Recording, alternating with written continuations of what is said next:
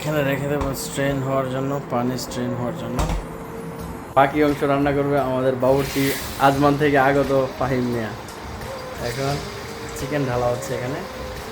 আজকে চিকেন দিয়ে লাউ দিয়ে রান্না করা হবে।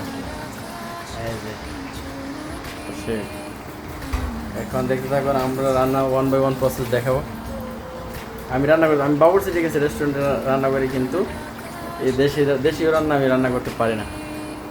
আর ও হচ্ছে দেশি বাবুর্চি।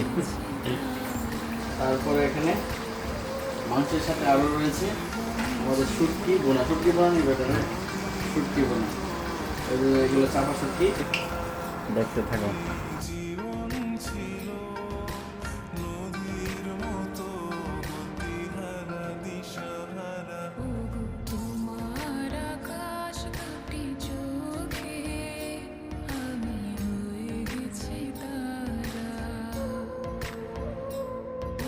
এখন এইটা হচ্ছে ভর্তার জন্য মরিচ কাটা হয়েছে।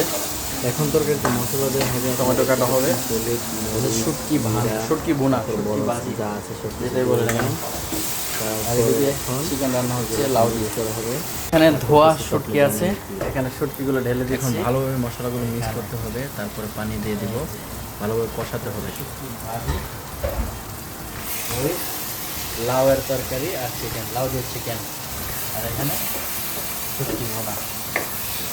আবার দেখেন রান্না প্রায় অর্ধেক শেষ, আর অর্ধেক বাকি আছে। এটা হচ্ছে লাউ দিয়ে চিকেন, আর এটা হচ্ছে শুটকি বোনা। This is the final view. এটা হচ্ছে ভর্তা বিরানটা, শুটকি বিরান যেটাকে বলি। আর এরপরে হয়েছে এটা হচ্ছে লাউ দিয়ে, আলু দিয়ে, আর